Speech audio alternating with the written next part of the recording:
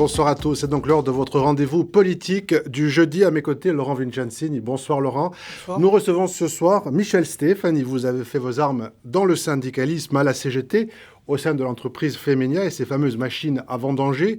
Puis vous entamez une carrière politique au sein du Parti communiste qui va vous conduire sur les bancs de l'Assemblée de Corse dès 1986.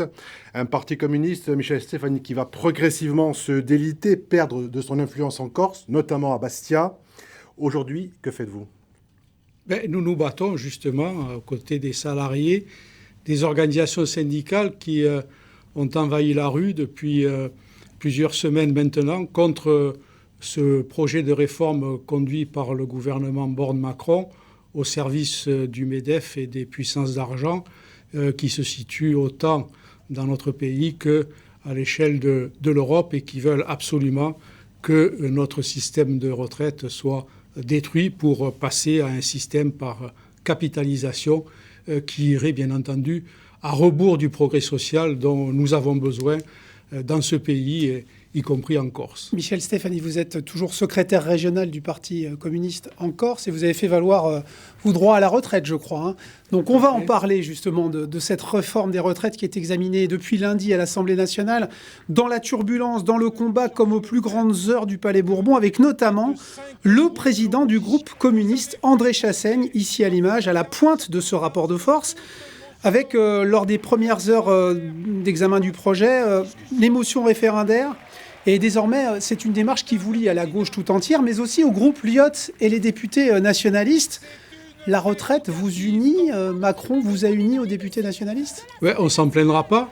Ce que je peux constater, c'est que le gouvernement et l'Élysée, dans leur démarche, ont méprisé le Parlement et ils l'ont montré, y compris en bidouillant le règlement intérieur pour repousser la motion référendaire qui avait été déposée par la NUP en premier à l'initiative de Fabien Roussel pour retenir celle du Rassemblement national. Et donc, nous voyons aujourd'hui à l'Assemblée nationale se dessiner un rassemblement qui lie la majorité macroniste, les Républicains et le Rassemblement national. Michel Stéphanie, Borne, Macron ont tort sur toute la ligne. Il n'y a pas de déficit du système de répartition des retraites en France. Le corps dit 10 milliards d'euros, c'est son estimation par an pour les 10 prochaines années.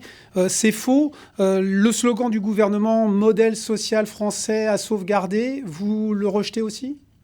Le corps dit en ce moment que pour 2022, il devrait y avoir un régime excédentaire de 3,2 milliards. Le gouvernement, lui, se projette à 2030 et explique qu'il faut économiser 17 milliards. Or, aujourd'hui, cette question, c'est la question fondamentale. Comment on finance les retraites ?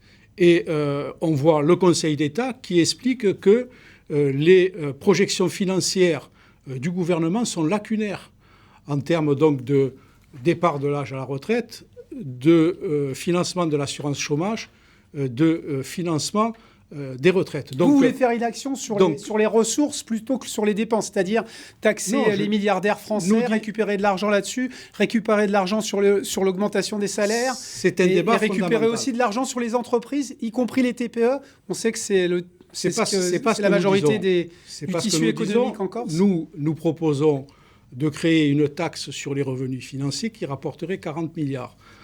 Si, par exemple, on opère la parité salariale homme-femme, on rapporte aux caisses de retraite 6 milliards. Si vous augmentez de 5% les salaires dans le pays, vous rapportez aussi 5 milliards aux caisses de retraite. Donc, la question qui est posée, c'est d'élargir le nombre de cotisants, de créer des emplois. Nous en avons besoin dans les services publics, nous avons besoin d'emplois dans le privé, puisque vous savez que notre pays a été désindustrialisé et il faut recréer de l'industrie dans notre pays et donc des emplois. À partir de là, nous aurons la possibilité d'avoir plus de cotisants. Et donc la question du déficit tel qu'il est porté par le gouvernement est effectivement, comme le dit le Conseil d'État, lacunaire. On l'a bien compris, l'enjeu c'est de financer donc ce système par répartition. Rappelons-le, ce sont des cotisations qui sont prélevées sur le revenu des actifs pour ensuite être reversées aux retraités. C'est quelques chiffres aujourd'hui. Il y a 1,6 actifs pour un retraité En 1960, c'était 4 actifs pour un retraité. Selon vous, il faut continuer dans ce schéma-là, ne rien changer, notamment en Corse, où on connaît la prégnance de cette population qui est très vieillissante?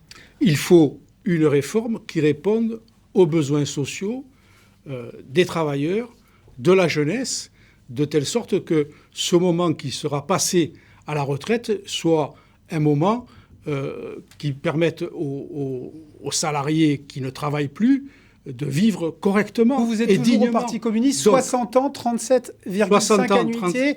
Tout à fait. 60 ans qui étaient passés sous le premier septennat de Mitterrand avec des ministres Nous considérons communistes. en effet qu'il faut rester sur ce schéma-là. Et nous disons également qu'il faut réduire le temps de travail hebdomadaire à 32 heures, ce qui dégagerait 1,7 million d'emplois et qui permettrait aussi de faire rentrer près de 13 milliards de cotisations supplémentaires. Donc voilà comment nous réfléchissons au problème qui nous est posé en termes donc, de choix de société. Et l'idée que nous développons est celle de privilégier le progrès social et pas la satisfaction des exigences formulées par les puissances financières. Alors voilà, pour vos idées, voyons maintenant dans la rue concrètement cette mobilisation qui ne se dément pas, même si, il faut le dire, le mouvement semble quelque peu marquer le pas. À Paris, notamment mardi, 750 000 manifestants contre 1,2 million selon les autorités officielles, plus de 2 millions selon les organisations syndicales. En Corse, en revanche, pas de défilé ce mardi, mais une conférence de presse. C'est quoi? C'est un changement de stratégie, une crainte de l'essoufflement? Nous apportons notre soutien aux organisations syndicales qui, elles, portent le mouvement social et nous respectons bien entendu les choix qui sont faits par les organisations syndicales. Il n'en demeure pas moins qu'aujourd'hui, dans l'opinion, au-delà des manifestations et des fortes mobilisations auxquelles nous avons pu assister ces dernières semaines, il y a un rejet massif du projet gouvernemental. Les Français ne veulent pas de ce projet de recul du départ de l'âge à la retraite. Pour autant, le bras de fer se poursuit. Faut-il aller vers un durcissement du mouvement, des blocages dans les transports, des délestages aussi peut-être en Corse également? Est-ce que c'est ce que vous prenez, vous, aujourd'hui? Il faut laisser les travailleurs dans les entreprises décider avec leurs organisations syndicales. Mais vous, est-ce que vous êtes favorable? Des façons dont ils souhaitent exprimer leur colère. Mais je dis qu'aujourd'hui, il y a une conjonction entre le projet de réforme antisociale portée par le gouvernement et le MEDEF et la situation que nous avons dans le pays avec l'inflation, la cherté de la vie. En 95, Michel Stéphanie, Alain Juppé, qui n'était pas moins raide qu'Elisabeth Borne, avait reculé face aux manifestations de la rue, mais aussi des blocages à la SNCF, pour ne pas le nommer. Aujourd'hui, finalement, vous êtes réduit à attendre peut-être le bon vouloir, la volonté de quelques députés de droite. C'est peut-être eux qui vont faire basculer ou pas la réforme. Et peut-être pas la rue. S'il n'y a pas c'est justement ces blocages et ces durcissements. Vous pensez véritablement que s'il n'y avait pas eu les mobilisations de ces dernières semaines, le projet de loi ne serait pas encore passé? Il serait passé encore plus vite. Il sera encore examiné. Donc là, nous voyons bien qu'il y a, de ce point de vue, un rapport de force sans doute à élever. Donc, il faut durcir.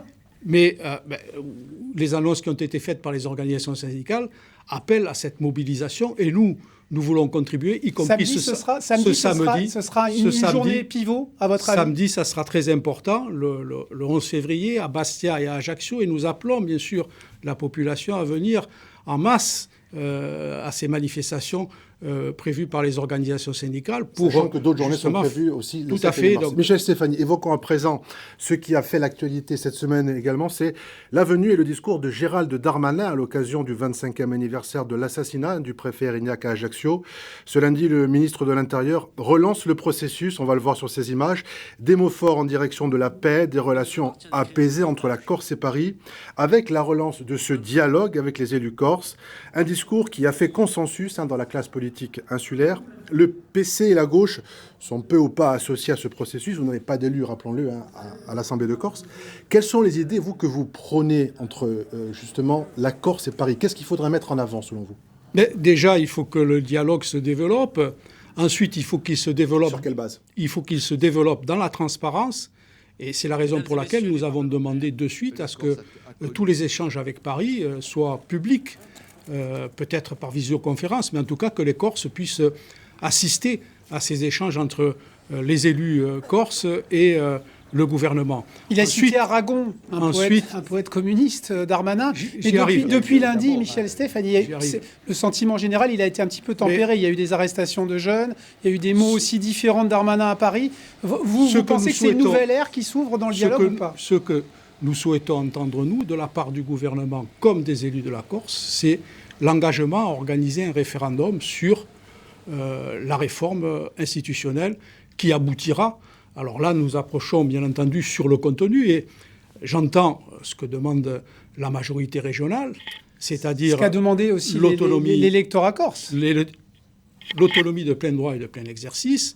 Et donc cela suppose que toutes les compétences peuvent être transférées à la collectivité, or les compétences régaliennes de l'État. Justement. Donc nous disons aujourd'hui, il faut effectivement que la majorité régionale éclaire le débat avec des propositions concrètes. Qu'est-ce qu'on fait, par exemple, avec le système de retraite en Corse? À ce moment-là, puisque nous aurons l'autonomie de plein droit et de plein exercice. Pour l'instant, il n'est pas question de la mettre à l'échelle régionale. Non, mais ça, c'est vous qui le dites. Pour l'instant, la majorité régionale et Gilles Siméon ne le disent pas. Et donc, nous disons qu'il faut faire la clarté de ce point de vue. Donc, qu'est-ce qu'on fait pour les retraites? Qu'est-ce qu'on fait pour l'assurance chômage? Qu'est-ce qu'on fait pour le droit du travail? Qu'est-ce qu'on fait pour l'énergie et le déficit? Vous avez vu ce qui se passe avec le gaz et les concessions de gaz. Donc les transports, la continuité territoriale, est-ce que tout cela est dans le débat ou est-ce que cela n'est pas intégré dans ce débat? Michel Stéphanie, est-ce que vous êtes de ceux qui dénoncent une certaine forme d'impréparation de ces discussions de la part notamment des élus corses?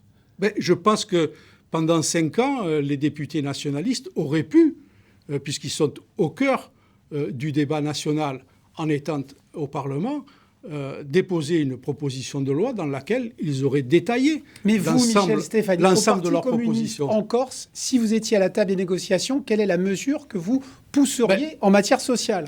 Alors, en matière sociale, déjà, il y a la question de l'augmentation des salaires dans notre région, vous le savez, et ça nous ramène y compris au problème donc, de la retraite et des cotisations. Mais au-delà de cet aspect, il y a à voir, je le rappelais, le problème de l'énergie, le problème de l'assurance chômage, le problème de la cherté de la vie. Nous savons par exemple qu'il y a 200 millions de réfactions de TVA dans notre région. Et bien, aucun gouvernement depuis les tables rondes de Prada en 1989 qui ne s'est penché sur cette question du détournement des réfactions de TVA. Donc est-ce que cela va continuer ou est-ce que cela va s'arrêter? Donc nous sommes prêts à rentrer dans le débat. Ensuite, il me semble qu'il y a un problème démocratique dans notre région. Il y a une telle concentration du pouvoir, il faut déconcentrer le pouvoir. On l'a vu dernièrement, y compris avec la Chambre des territoires, mais cette Chambre de territoire n'a aucune compétence, n'a aucun moyen financier. Donc tout se passe à l'exécutif, avec le président de l'exécutif et le conseil exécutif. De ce point de vue, c'est pas tenable. Et il y a de même la question du mode de scrutin. On voit bien qu'avec la prime des 11, on est dans une situation où, avec 40%, c'est pas négligeable, mais avec 40% des voix, on a la majorité absolue. Allez, on passe justement au corpus idéologique de la gauche. On va se projeter un petit peu quant à l'avenir de la gauche et du Parti communiste. Emmanuel Macron ne se représentera pas, nous le savons, il incarne le mouvement Renaissance.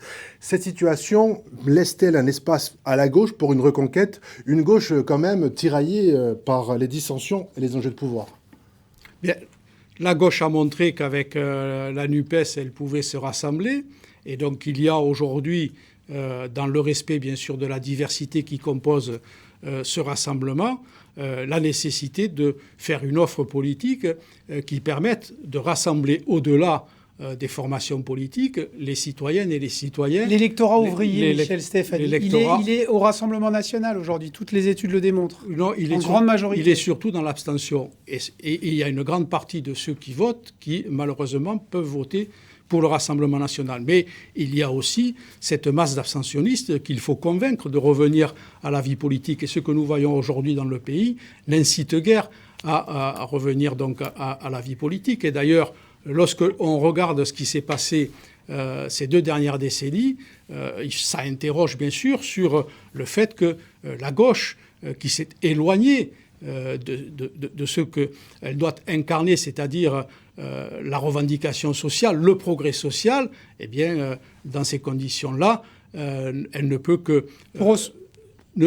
nourrir l'abstention. Et c'est ce qui s'est passé. Pour se refonder, Michel Stéphanie, il faut des idées cadres, mais il faut une incarnation aussi. C'est la documentation de Roussel qui est passée chez vous à 82% là, pour préparer votre prochain congrès. Donc, la ligne Roussel est confortée. Roussel, qui incarne désormais le Parti communiste, il est venu en Corse, on va le voir sur ces images. À l'occasion de la dernière présidentielle, il a un petit peu échoué quand même, il faut bien le dire. En Corse, il y a encore plus un problème d'incarnation.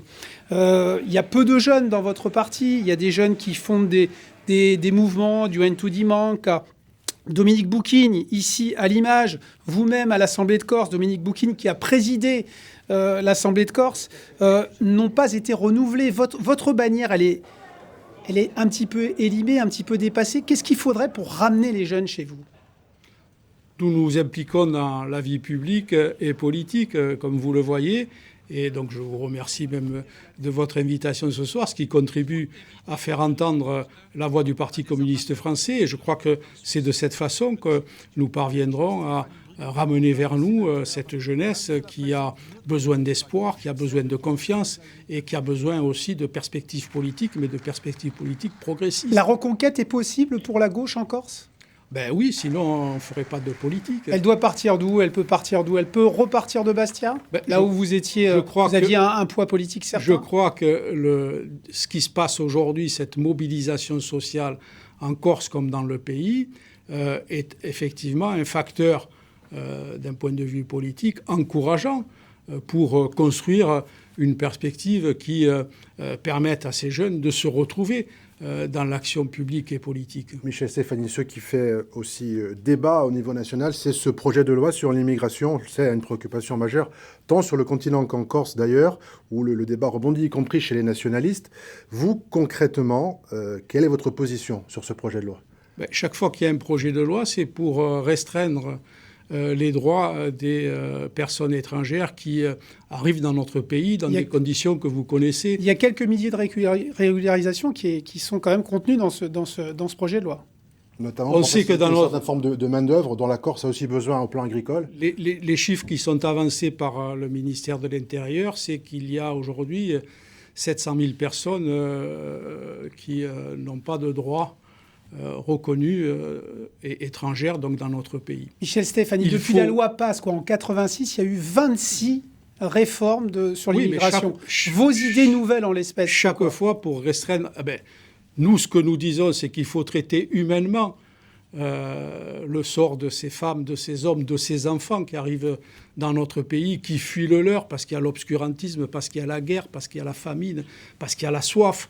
Donc, c'est des problèmes qui vont s'aggraver encore, comme vous le savez, avec le dérèglement climatique. Et ce que nous voyons aujourd'hui, on ne peut pas parler de la guerre, ça prendrait trop de temps sans doute ce soir, mais avec la guerre qui se développe un peu partout dans le monde. Et donc, on ne peut pas réagir par rapport à ça de cette manière brutale, coercitive, de renvoi vers leur pays de ces personnes qui sont en grande difficulté. Et notre pays a les moyens aujourd'hui de les accueillir dignement.